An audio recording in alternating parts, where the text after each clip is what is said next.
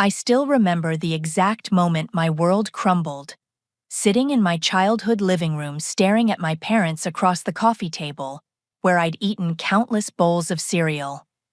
Mom cleared her throat nervously. "Lucy, we need to discuss something important about your bank account." Dad shifted uncomfortably, avoiding eye contact. "We accessed your savings and spent $90,000 to help Brooklyn buy her dream house." My sister smirked from the corner chair. "Hope you weren't planning anything important with that money, sis." I stared at the bank statement showing my account nearly empty. Then something unexpected happened. I burst into uncontrollable laughter. The laughter died in my throat as reality crashed over me like a freezing wave. $90,000. Gone. 5 years of my life condensed into a number on a bank statement that now read $4,312, where it once showed $94,567. I worked as a financial analyst at Richardson Investment Group in downtown Denver, pulling 60-hour weeks while my colleagues complained about their stock portfolios over expensive lunches. While they bought designer handbags and took weekend trips to Aspen, I packed peanut butter sandwiches and wore the same 3 business suits in rotation. Every dollar had a purpose in my meticulously planned future. The business plan sat in my desk drawer at home, printed and bound with a clear cover. Miller Financial Consulting Services. 2 years of research, market analysis, and projection models. The office space I'd been eyeing on 17th Street had floor-to-ceiling windows and room for 6 employees. My dream within reach until this moment. "How did you even access my account?" I asked, my voice steadier than I felt. Mom twisted her wedding ring, a nervous habit from my childhood. "Remember when you had surgery last year? You gave us emergency access in case you needed help with medical bills. The appendectomy." I'd been terrified of facing the hospital bureaucracy while medicated, so I'd added both parents to my savings account temporarily. That was supposed to be for emergencies only. This was an emergency. Dad insisted, his gray mustache twitching. Brooklyn needed our help. Brooklyn stretched like a satisfied cat in the recliner that used to be my reading spot. At 25, she'd perfected the art of getting everything she wanted without effort. Golden hair, always perfectly styled nails, perpetually manicured, wearing clothes that cost more than my monthly grocery budget. She'd never worked more than 20 hours a week at any job, claiming full-time employment was beneath her potential. "Family takes care of family," Mom said, using the phrase that had justified every unfair decision throughout our childhood. When Brooklyn crashed Dad's car in high school, family took care of family. When she dropped out of college after spending her tuition money on a trip to Europe, family took care of family. When she moved back home at 23 with credit card debt, family took care of family.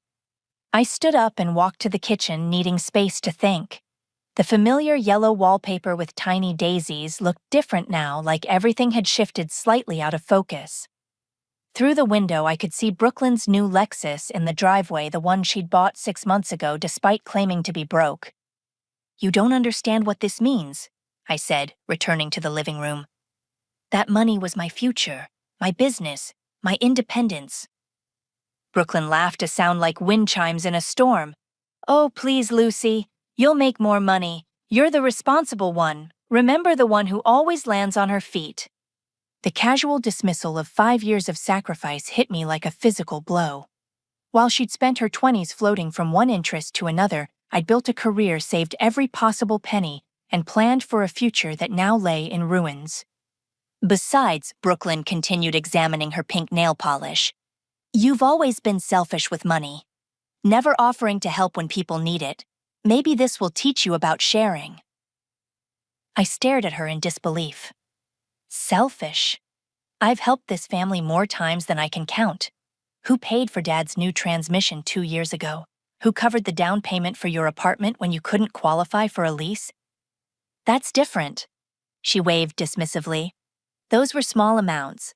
This is about really helping family when it matters." Dad cleared his throat. "We thought about this carefully, Lucy. Brooklyn needed stability, and you've always been good at building things back up. This house represents security for your sister's future." The words felt rehearsed, like they'd practiced this conversation. I walked over to the mantel where our family photos smiled down at me. There was Brooklyn's graduation from high school, the only ceremony she'd completed. My college graduation law school acceptance letter on the refrigerator that I'd turned down to pursue finance, the Employee of the Month award from my first job barely visible behind Brooklyn's modeling portfolio photos. "Where exactly is this house?" I asked. "Cherry Creek area," Mom answered quickly. 3 bedrooms, 2 bathrooms, beautiful hardwood floors. Brooklyn fell in love with it the moment she saw it. Cherry Creek, one of Denver's most expensive neighborhoods where young professionals like me worked for years to afford even a small condo. Brooklyn had managed to get a house there with my money and my parents' help. I pulled out my phone and opened my banking app, hoping this was somehow a mistake. The numbers stared back at me cold and final. 5 years of eating ramen noodles, walking to work to save gas money, buying generic brands, and shopping at thrift stores. Gone. "I need some air," I announced, grabbing my coat. "Where are you going?"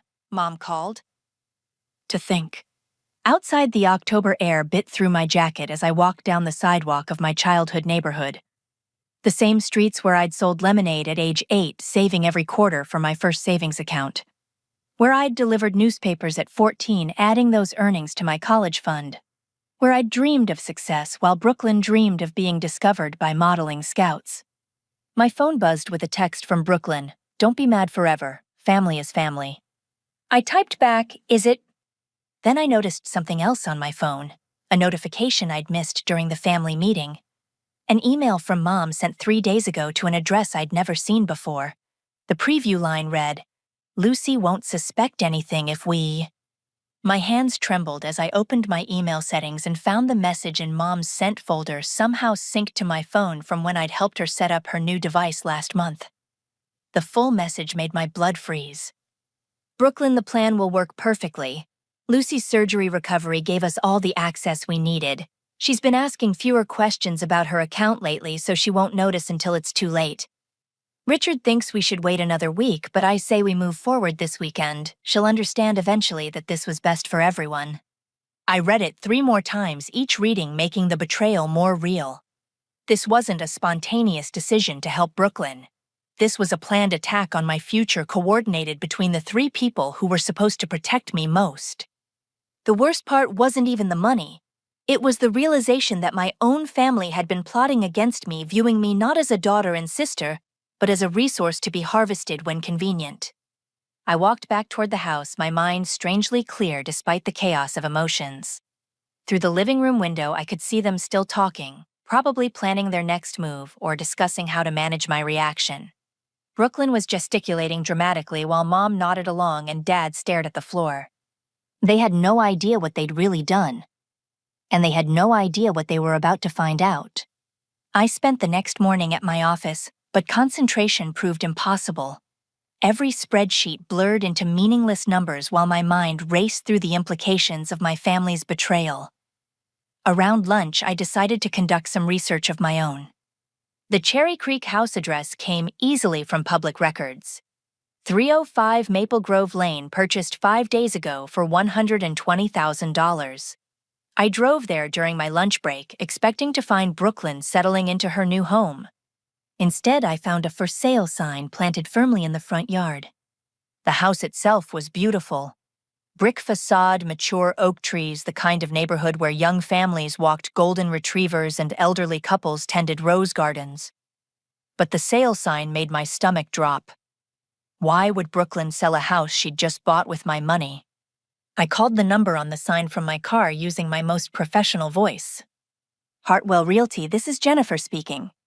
"Hi, Jennifer. I'm calling about the property on Maple Grove Lane. I saw it just went back on the market." "Oh, yes, that one. Beautiful home, though the seller is motivated to move quickly. She's asking $160,000, which is quite reasonable for the area." $160,000, $40,000 more than the purchase price. My pulse quickened. "Has the owner lived there long?" Jennifer laughed. "Actually, she never moved in. Bought it as an investment property and decided to flip it immediately. Between you and me, she seemed very confident about making a quick profit.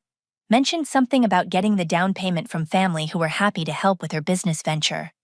I thanked Jennifer and hung up my hands, shaking with rage. Brooklyn hadn't bought a home for stability. She'd used my life savings as startup capital for a house flipping scheme, and she'd lied to our parents about her intentions. The drive to Brooklyn's current apartment took 15 minutes through afternoon traffic. She lived in a trendy complex in Capitol Hill, the kind of place with a yoga studio and organic coffee shop in the lobby. The rent alone probably cost more than my mortgage would have on the business property I'd been considering. I found her at the pool area despite the October chill, taking selfies in a bikini for her social media accounts. "Lucy." She looked genuinely surprised. "What are you doing here?" "We need to talk about your house."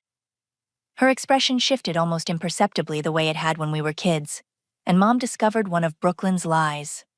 "What about it?" "The house that's already back on the market for $40,000 more than you paid." Brooklyn set down her phone and wrapped a towel around herself. "I don't know what you're talking about." I pulled up the real estate listing on my phone and showed her the screen. "This house. The one you bought with my money and immediately put up for sale." "That's not... I haven't decided anything permanent yet." "Jennifer at Hartwell Realty says you told her this was always intended as an investment flip. She says you bragged about getting family money for easy profit." The color drained from Brooklyn's face, but she recovered quickly, switching to her victim mode. "You're misunderstanding everything. I never said that." "So you're calling the realtor a liar?" "I'm saying you're twisting things because you're mad about the money." She stood up and started gathering her things. "Maybe if you cared more about family and less about your precious savings account, you'd understand that I'm trying to build something here." We walked toward the apartment building, and I noticed Brooklyn's steps had quickened. She was nervous, which meant there was more to discover. "Building what exactly? A real estate empire funded by stealing from your sister." "I didn't steal anything," she snapped, then caught herself and lowered her voice. "Mom and Dad made that decision. I just accepted their help gracefully, unlike some people who would rather hold grudges than support family." Inside her apartment, I was struck by how expensive everything looked. New furniture, a massive television, designer workout equipment. For someone who claimed to need financial help, Brooklyn was living remarkably well. "How long have you been planning this?" I asked. "Planning what?" "The house flip, using my money, convincing Mom and Dad that you needed help when you really needed investment capital." Brooklyn sat down on her white leather sofa and tried to look hurt. "I can't believe you think I'm capable of something like that." I pulled out my phone and showed her the email I'd found from Mom. "Then explain this." As Brooklyn read, her face went through several emotions: surprise, fear, anger, and finally defiance. "This doesn't prove anything, except that Mom was looking out for my best interests. It proves you all planned this together. It proves you lied about needing a place to live when you really wanted to flip a house for profit." "So what if I did?" The mask finally slipped completely. "You have plenty of money, Lucy. You've always had more than me.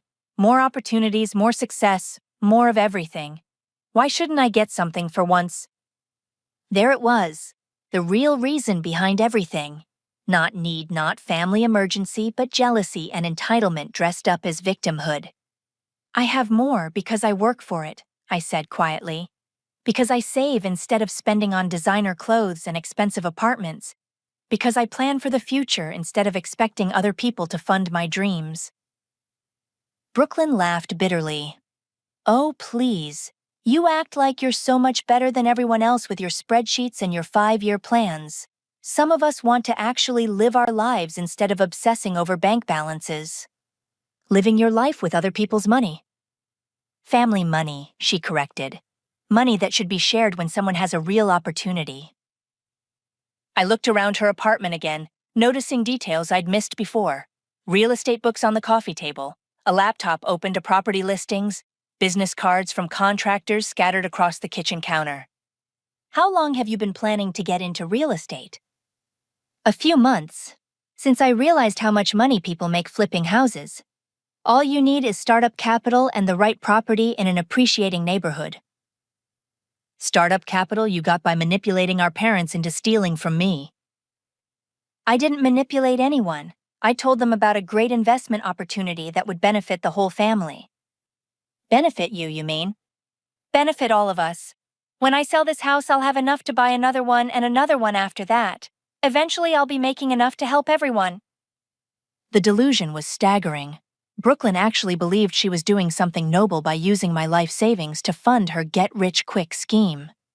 And what happens if the house doesn't sell, or if you lose money on the deal? Brooklyn's confidence faltered slightly. That won't happen. The realtor says it's a seller's market. Real estate markets change, Brooklyn. Property values fluctuate, investments fail. Not this one, she insisted, but I could hear the uncertainty creeping into her voice. I stood to leave my anger crystallizing into something colder and more focused. I hope you're right. Because if this goes wrong, you won't be the only one who suffers. Mom and Dad put their trust in you, and if you fail, they'll pay the price too. Where are you going? Home, to figure out how to rebuild my life from the ruins you created. Lucy, wait. Brooklyn's voice took on a pleading tone. I know you're upset, but this could work out for everyone. When I make money on this flip, I can pay you back with interest. If you make money. When I make money? I paused at the door. What if I told you I didn't care about the money anymore? Brooklyn looked confused. What do you mean? What if I said that losing $90,000 was the best thing that ever happened to me? I'd say you're lying to make yourself feel better. I smiled for the first time since this nightmare began. Maybe. Or maybe you don't know me as well as you think you do. Brooklyn's confusion deepened, but I left without explaining. Let her puzzle over that. She'd understand soon enough that some things aren't what they seem, and some people are much smarter than they appear. The drive home gave me time to think, and by the time I reached my apartment, a plan was forming. Brooklyn thought she was clever using my money for her real estate venture, but she'd made one critical mistake. She'd underestimated me. The next morning brought an emergency phone call from Mom. Her voice shook with barely controlled panic. Lucy, can you come over? We need to talk about something important with the house situation. I found both parents in their kitchen surrounded by paperwork and looking like they'd aged 5 years overnight. Dad's hands trembled slightly as he poured coffee, and Mom kept wringing a dishcloth like she was trying to squeeze water from stone. What's wrong? I asked, though part of me already suspected. It's about the money for Brooklyn's house, Dad said without meeting my eyes. Your savings weren't quite enough to cover everything. Mom laid out a stack of documents on the kitchen table: loan applications, mortgage papers, bank statements. My chest tightened as I recognized the letterhead from Equity Home Lending.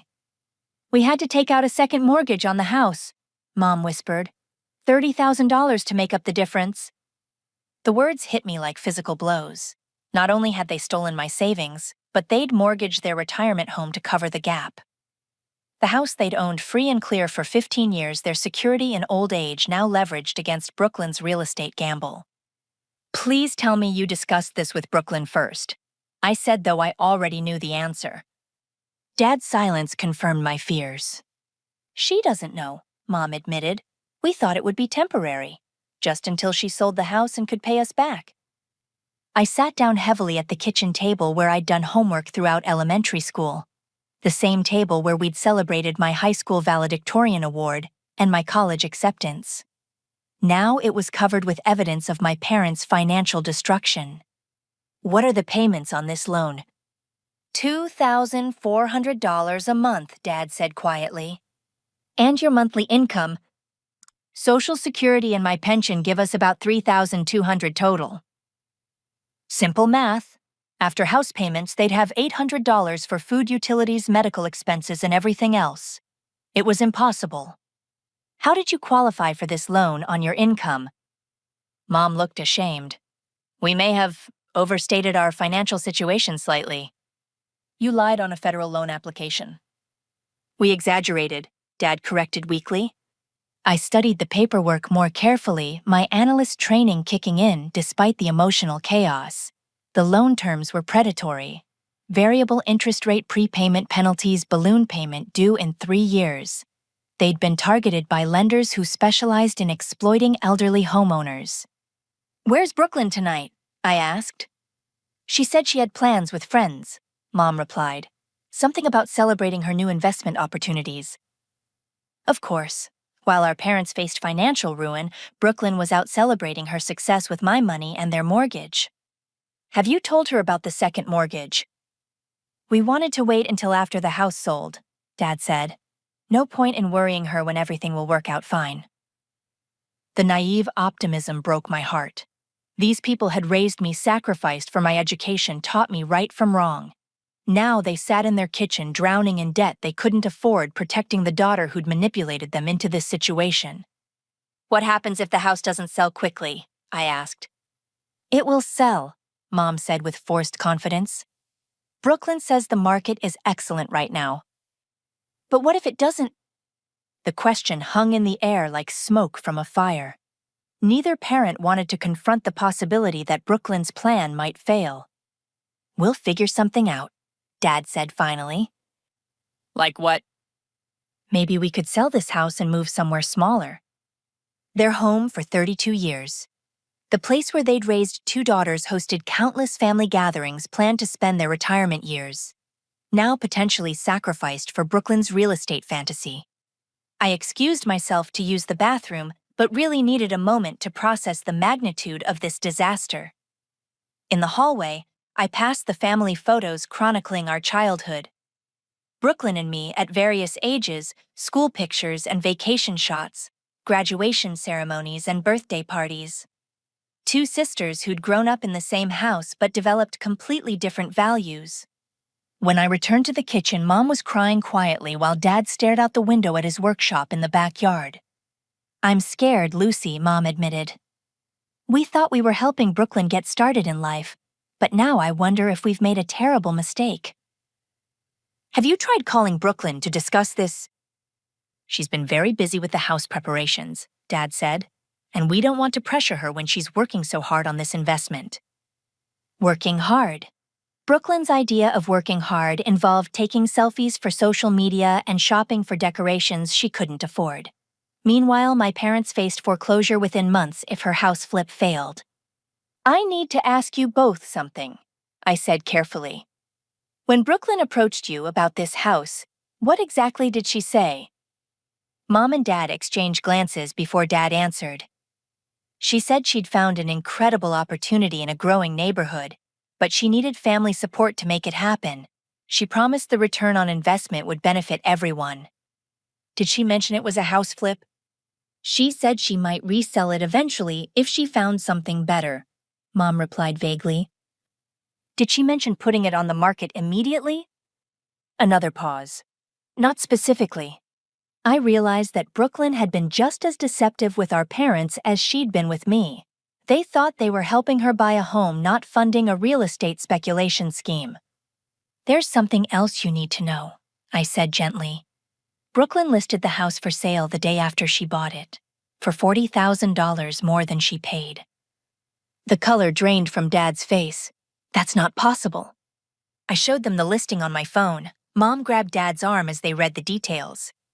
"She never intended to live there," I continued. "This was always a business investment. She used your emotions about family and stability to get funding for a house flipping operation." "But she needed help," Mom protested weakly. "She needed capital. There's a difference." The truth settled over them like a heavy blanket. Their daughter hadn't needed rescue from housing instability. She'd needed funding for a business venture she was too risky to qualify for through normal channels. "What do we do now?" Dad asked. Before I could answer, my phone rang. Brooklyn's number appeared on the screen. "Don't tell her we discussed the mortgage," Mom whispered urgently. I answered the call and put it on speaker.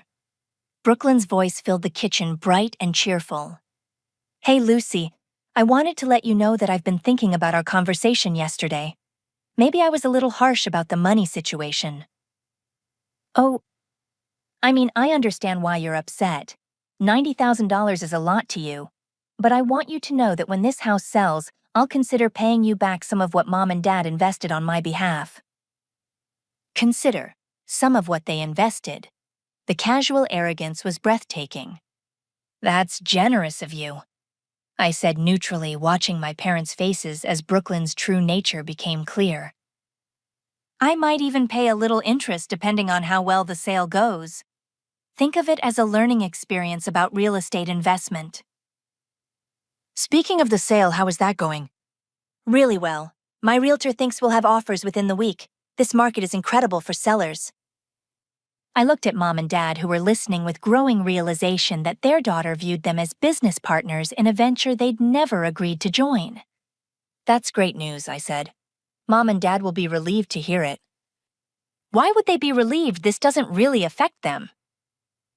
The statement hung in the air like a bomb waiting to explode. Brooklyn truly had no idea that our parents had mortgaged their future for her business investment. "I should go," Brooklyn continued, "meeting with a potential contractor about some staging ideas to maximize the sale price. Talk soon." After she hung up, silence filled the kitchen.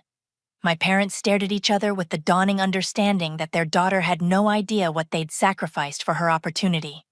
"She doesn't know about the mortgage," Dad said finally. "And she doesn't plan to tell us if the house doesn't sell," Mom added quietly. I reached across the table and took Mom's hand. "We'll figure this out. But first, you both need to understand that Brooklyn isn't the victim in this situation. You are." Outside, thunder rumbled in the distance, and rain began patting against the kitchen windows. Storm clouds gathered over Denver, and I couldn't help but think they were fitting for the chaos about to break over our family. But storms also clear the air, and sometimes they reveal truths that were hidden under clear skies. 3 weeks later, I was working late at my office when Brooklyn called, her voice shrill with panic. "Lucy, I need you to come to Mom and Dad's house right now. There's been a problem with the house." The emergency family meeting felt like a twisted replay of the day this nightmare began, except now everyone looked terrified instead of self-satisfied. Brooklyn sat on the edge of the sofa, her perfect hair disheveled, designer makeup streaked with tears. Mom clutched Dad's arm while he stared at a thick manila folder on the coffee table. "The inspection came back," Brooklyn announced dramatically. "There are problems with the foundation." I picked up the inspection report and scanned the technical language. "Foundation settling possible structural damage, water infiltration issues in the basement." The estimated repair cost jumped off the page, $28,000 to $35,000. "This makes the house worth less than I paid for it," Brooklyn continued, her voice rising toward hysteria. "The realtor says nobody will buy it in this condition. I can't even break even, let alone make a profit." Dad leaned forward, his face gray with stress. "What does this mean for the sale?" "It means I'm ruined," Brooklyn wailed.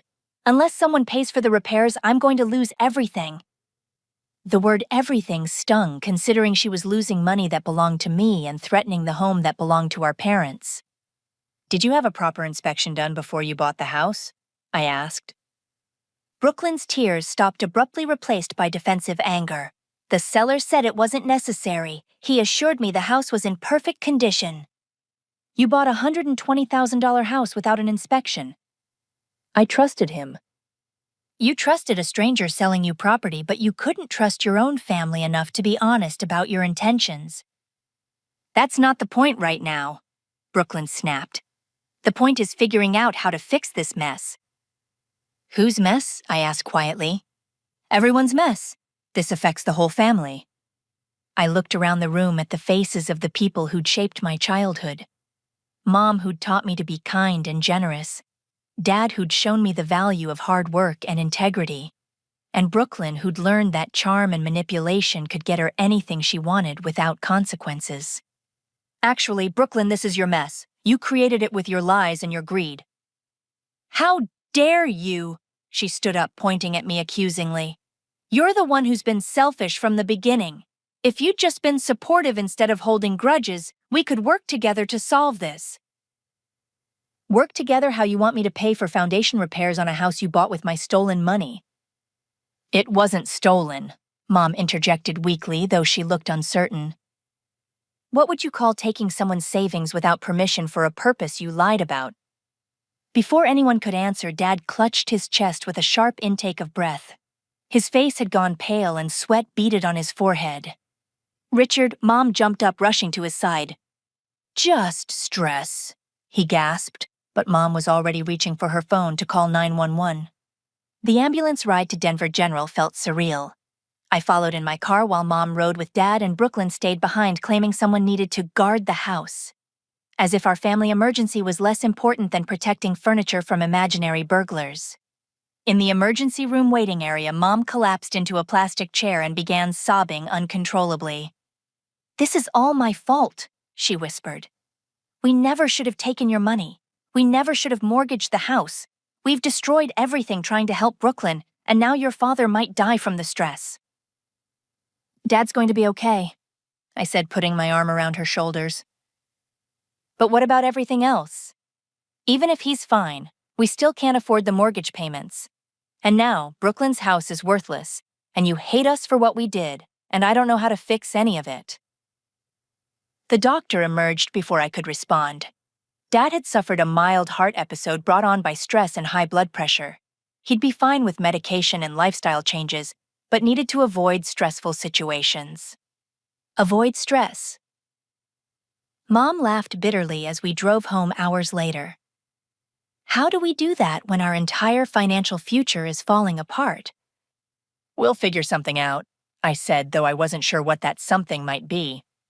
Back at the house, we found Brooklyn exactly where we'd left her, though now she was on the phone with someone, her voice animated with desperate energy. "I don't care what it costs," she was saying. "Find me a contractor who can fix foundation problems fast and cheap.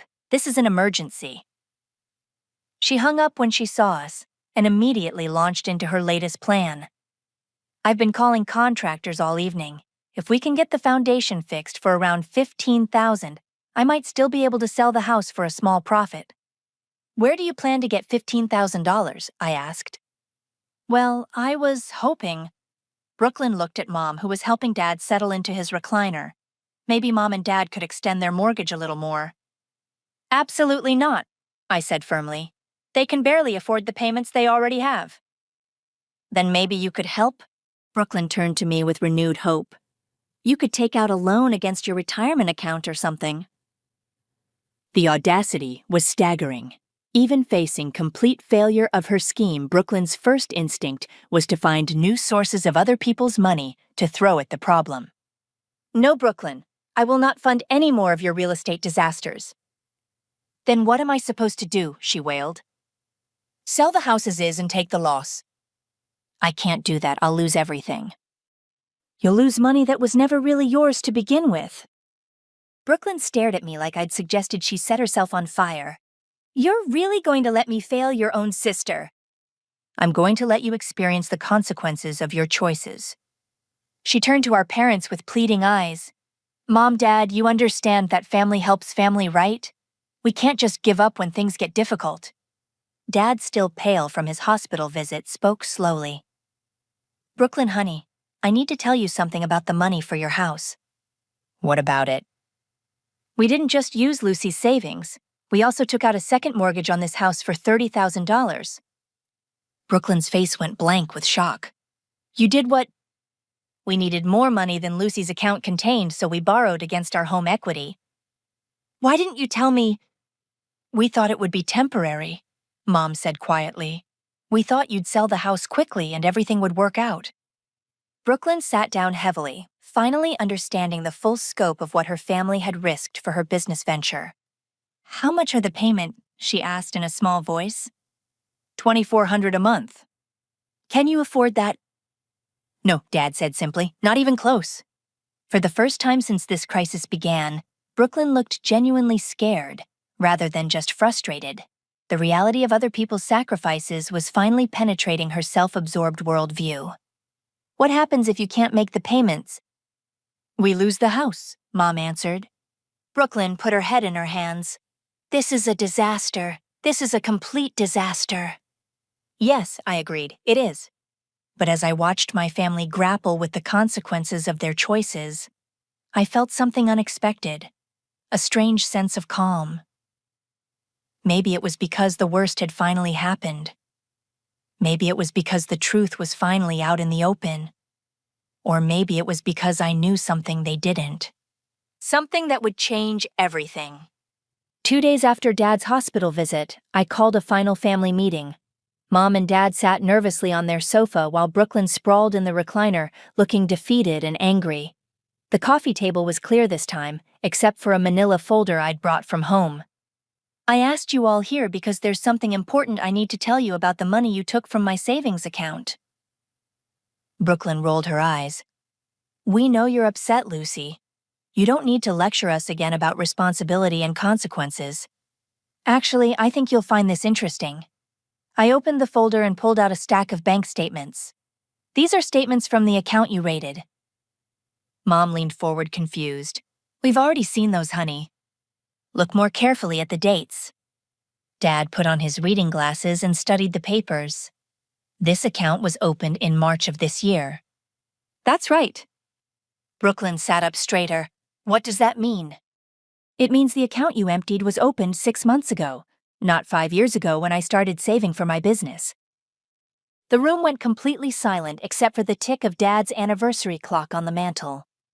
I don't understand, Mom said slowly. I pulled out another set of statements and placed them on the table. These are from my real savings account, the one I opened when I got my first job out of college, the one where I deposited every paycheck and bonus for 5 years while building my business fund. Brooklyn grabbed the papers with shaking hands. The account balance on the most recent statement showed $412,000. This isn't possible, she whispered. Oh, it's very possible. You see, I'm a financial analyst. I notice things like suspicious questions about my income and spending habits. I notice when family members suddenly become very interested in my banking arrangements. And I definitely notice when someone starts posting on social media about targeting my money. Brooklyn's face went white. You saw my posts! The ones about your sister having too much money while you struggled. The ones where you complained that I never offered to help family in need. Yes, I saw those. And when I showed them to my friends at work, they suggested I take precautionary measures. I reached into the folder again and pulled out printed screenshots of Brooklyn's social media complaints about my financial success, including comments from her friends encouraging her to get what she deserved from her selfish sister. So I created a decoy account, I continued. I transferred enough money to make it look legitimate but not my real savings. Then I waited to see what would happen. Dad looked stunned. You knew we were going to take your money? I suspected Brooklyn was planning something when she started visiting more often and asking pointed questions about my finances. I confirmed it when I overheard her on the phone with someone discussing how to access family resources for investment opportunities. Mom covered her face with her hands. Oh God, Lucy, we're so sorry. The interesting thing is that Brooklyn's plan actually worked perfectly. She manipulated you into stealing money from your daughter to fund her real estate speculation. The only problem was that it wasn't the money she thought it was. Brooklyn was staring at the bank statements like they might burst into flames. $400,000. You've had this much money the entire time. I have, yes. And you let us think you were financially ruined. I let you experience the consequences of your choices without immediately rescuing you from them. Brooklyn's shock was transforming into rage. You tricked us. You let us think we'd destroyed your future when you were secretly fine all along. I documented your willingness to destroy what you believed was my future for your personal gain. There's a difference. I pulled out my phone and showed them photos I'd taken of their text messages, emails, and conversations over the past months. Evidence of premeditation, coordination, and complete lack of remorse. You have proof of everything, Dad said quietly. I do. Including Brooklyn's plan to flip the house, your mortgage application fraud, and every lie that was told to justify stealing from family. Brooklyn jumped to her feet. You can't use that against us. We're family. Family, I repeated thoughtfully. Is that what you were thinking about when you convinced our parents to mortgage their home for your business venture? Is that what you were considering when you mocked me for being upset about losing my life savings? That's different. How? Because you weren't actually losing anything? You were rich the whole time. I was protecting myself from family members who viewed me as a resource to exploit, rather than a person to love and support. Mom looked up from her hands. What happens now, Lucy? Are you going to press charges? The question hung in the air while I considered my answer. I had enough evidence to pursue theft charges against all of them. I could also report the mortgage fraud to federal authorities. Brooklyn's real estate scheme could be investigated as a form of elder abuse. That depends, I said finally, on whether you're ready to start telling the truth and making better choices. What kind of truth? Dad asked. The truth about why this happened. The truth about Brooklyn's manipulation and your willingness to participate in it. The truth about the difference between helping family and enabling destructive behavior. Brooklyn was pacing now, her designer heels clicking against the hardwood floor. This is ridiculous. So you're rich and we made a mistake. Why does everyone have to be so dramatic about it? Because you haven't learned anything, I said calmly. You're still minimizing what you did. You're still acting like you're the victim here. I am a victim. You tricked me into thinking I was stealing your life savings when you were secretly fine. I protected myself from people who planned to steal my life savings. Your intentions don't change just because you failed to steal as much as you thought. Dad cleared his throat. Lucy, what would it take for us to make this right? I looked around the room at my family, Mom ashamed and scared, Dad trying to find a way forward after his health scare, and Brooklyn still angry that her manipulation hadn't worked perfectly.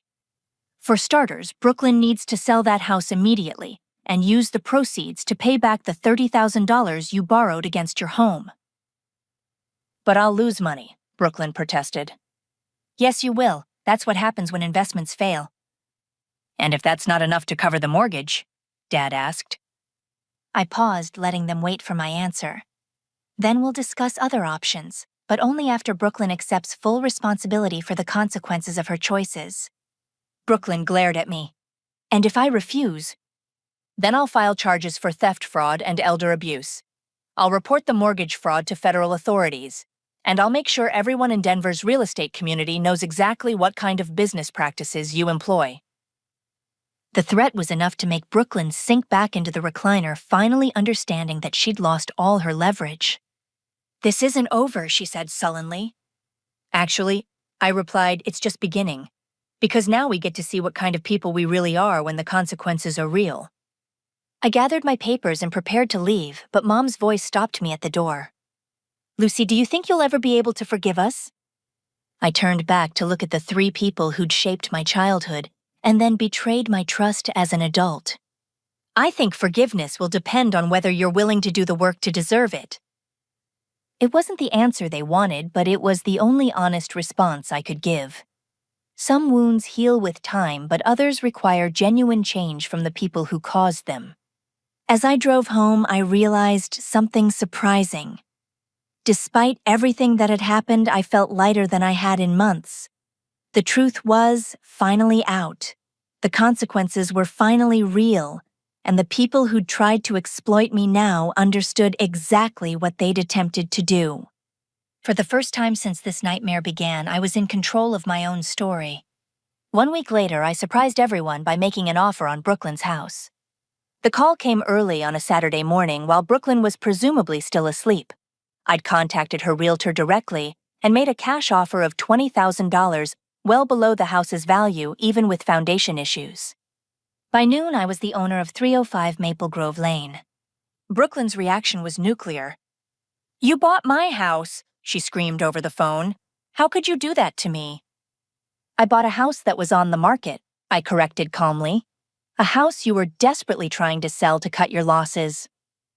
For $20,000, that's insulting. It's $20,000 more than you would have made if nobody bought it. But you're my sister. You could have offered me a fair price. I offered you exactly what the house was worth to me as an investment property that needs significant repairs. There was a long pause before Brooklyn asked, "What are you going to do with it?" Fix it properly and turn it into a rental property. The neighborhood demographics suggest strong demand for family housing, and the rental income should provide steady cash flow once the foundation issues are resolved. Another pause. You planned this. I researched it thoroughly before making an offer, yes. This whole thing was some kind of elaborate revenge scheme. I considered her accusation while stirring my morning coffee. Actually, Brooklyn, this is what real estate investment looks like when you do proper research, get adequate funding, and plan for contingencies. You might have learned something if you'd asked for advice instead of just asking for money. The line went quiet except for the sound of Brooklyn's furious breathing. The good news, I continued, is that $20,000 is exactly what Mom and Dad need to catch up on their mortgage payments and avoid foreclosure. You're giving them the money. I'm structuring a loan that allows them to regain financial stability while learning better money management skills. The same offer I'm making to you, actually. What do you mean? I'm prepared to help family members who are ready to be honest about their mistakes and committed to making better choices going forward. For Mom and Dad, that means financial counseling and a manageable repayment schedule. For you, it means taking responsibility for your manipulation and finding legitimate employment. Brooklyn's voice turned suspicious. What kind of help? I'm offering to pay for real estate courses if you want to learn the business properly. I'll also provide startup capital for legitimate ventures once you demonstrate basic competency and ethical behavior. And if I refuse, then you continue facing the consequences of your choices without my assistance. No more family bailouts, no more emotional manipulation, no more treating other people's money as your personal investment fund. There was a long silence before Brooklyn asked, "What about the house? What if I want it back?" You'll have the opportunity to buy it from me at fair market value once it's properly renovated, but you'll need your own financing and a genuine down payment. This is all because you think I'm some kind of terrible person. This is because you made choices that hurt people who trusted you and then refused to accept responsibility for those choices. Change the behavior, change the consequences. After Brooklyn hung up, I drove over to my parents' house to discuss their situation. I found them in the kitchen, surrounded by financial documents and looking overwhelmed.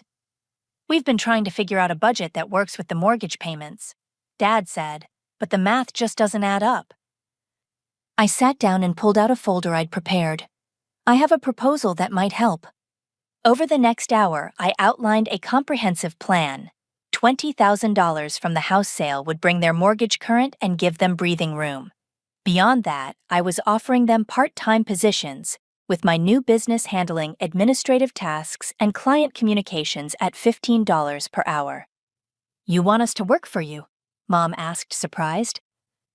I want to offer you the opportunity to earn your way back to financial stability while learning skills that will help you avoid this situation in the future. Dad looked intrigued. What kind of work? Client intake interviews, appointment scheduling, basic bookkeeping, research assistance. Nothing too stressful for your health, but enough to supplement your income and give you purpose. I also proposed mandatory financial counseling sessions and a structured budget that would prevent them from being vulnerable to future manipulation. This feels like you're managing our lives, Mom said uncertainly. I'm offering structure that will help you manage your own lives more effectively.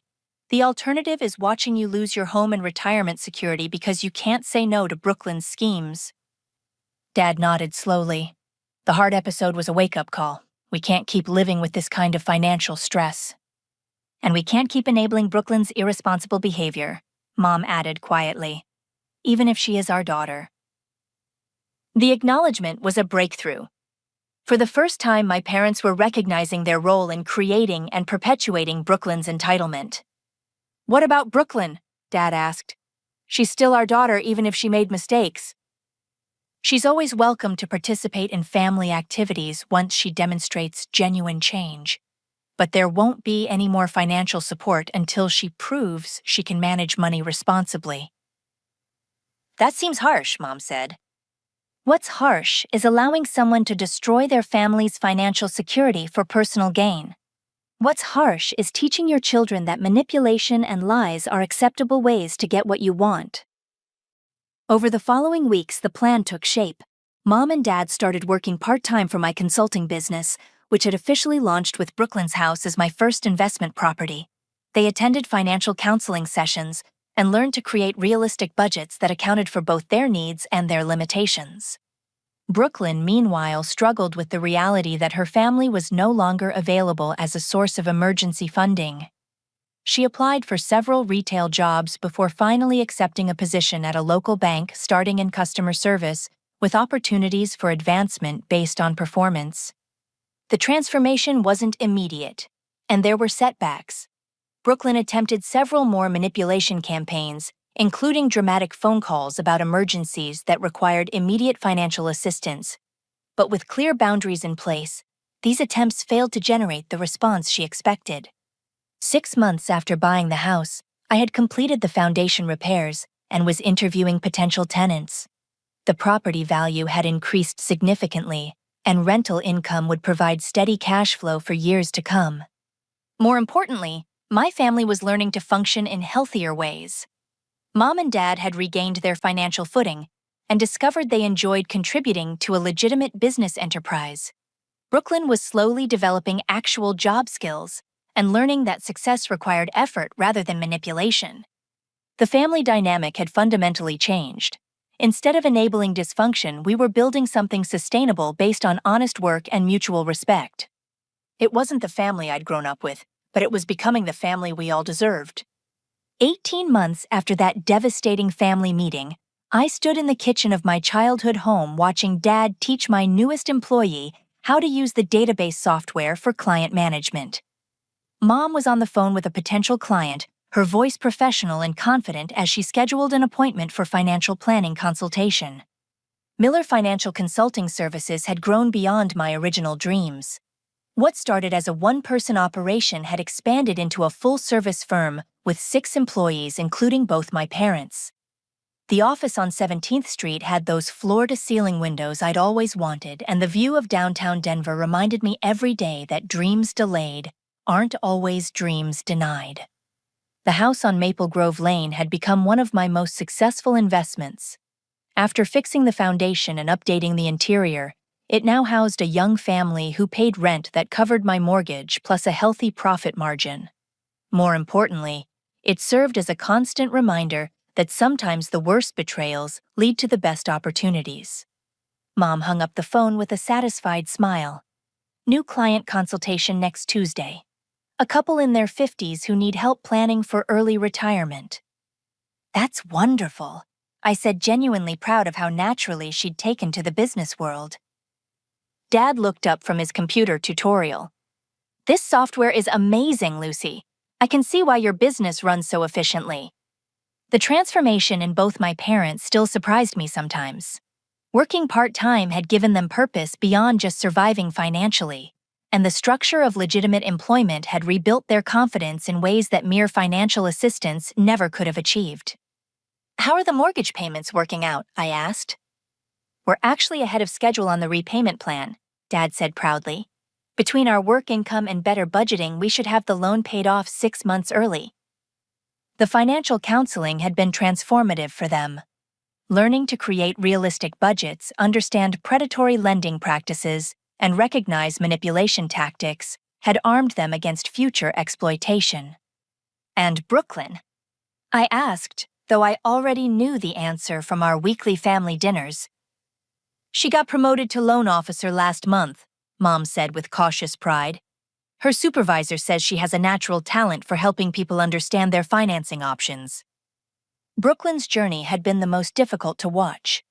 After months of trying to maintain her old lifestyle without family financial support, she'd been forced to confront the reality that her expensive taste required actual income. The retail job had been humbling, but the bank position had given her a chance to learn about legitimate financial services.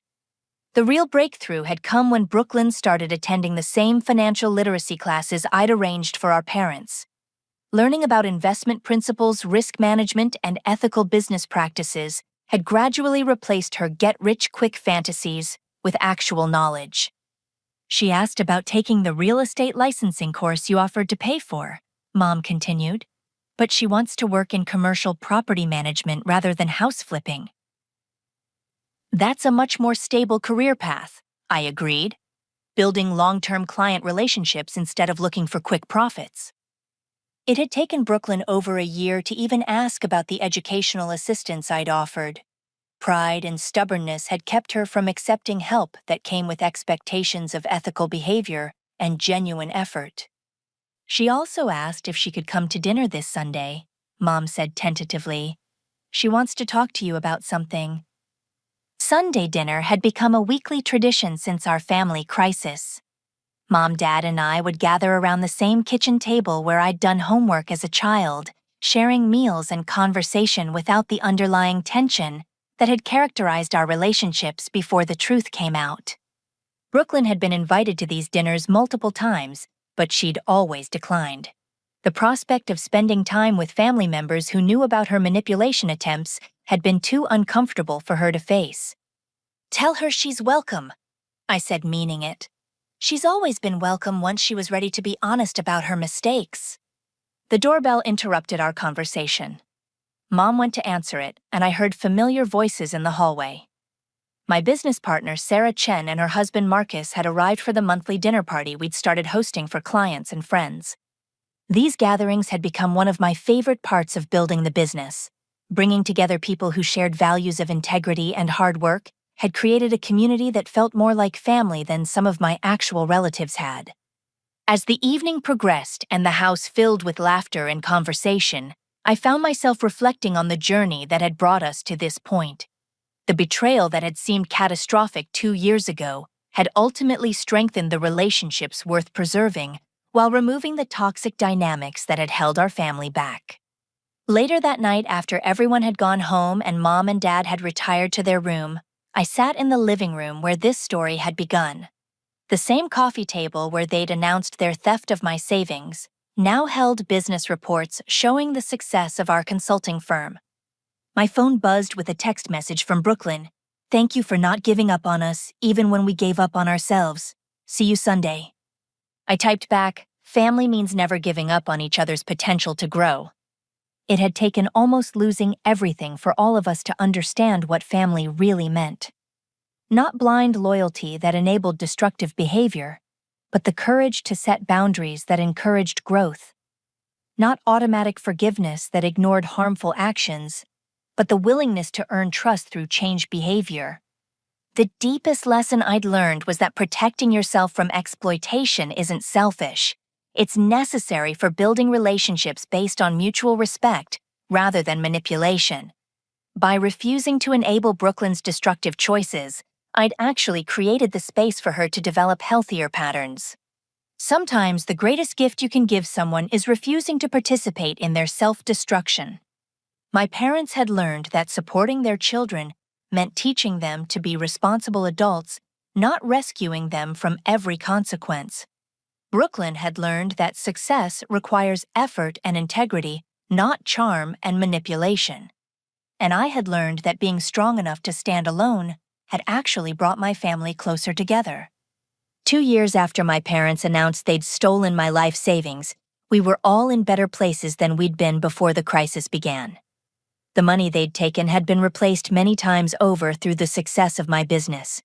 Their financial security was stronger than ever because it was built on sustainable income rather than dangerous debt.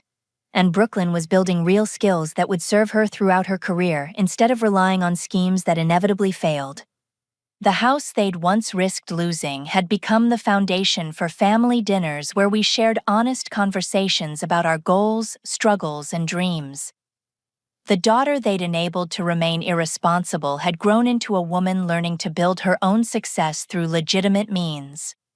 As I turned off the lights and headed upstairs, I thought about the young woman I'd been 2 years ago, working 60-hour weeks and saving every penny for a business dream that seemed to have been destroyed by family betrayal. She couldn't have imagined that losing $90,000 would lead to building a business worth more than she'd ever dared to hope for. But then again, she couldn't have imagined that her own family would conspire to steal her savings either. Life has a way of surprising us with both its cruelties and its gifts, sometimes wrapped in the same package.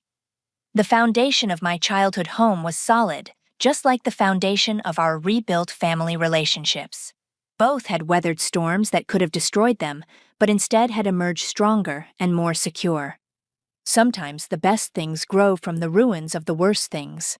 And sometimes the family you build is even stronger than the family you were born into, especially when it's built on truth instead of lies and mutual respect instead of exploitation. The real treasure wasn't the money I'd protected or the business I'd built. It was learning that I was strong enough to stand up for myself while still leaving the door open for others to do the work necessary to earn their way back into my life. In the end, that's what real family means. Not people who will enable your worst impulses, but people who will hold you accountable to your best potential, even when it's difficult for everyone involved. And that's a foundation that will last a lifetime. Before I finish, I want to ask you something.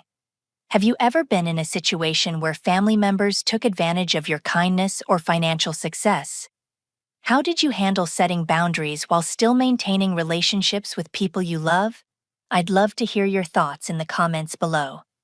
If this story resonated with you, please hit the like button to help other people find it who might need to hear this message about healthy boundaries and family relationships. Don't forget to subscribe for more stories about overcoming betrayal and building stronger relationships through difficult circumstances. And please share this with anyone in your life who might be struggling with similar family dynamics. Thank you for taking this journey with me, and I hope the lessons from my experience help you navigate your own challenges with wisdom, strength, and the knowledge that protecting yourself isn't selfish. It's necessary for building the life and relationships you truly deserve.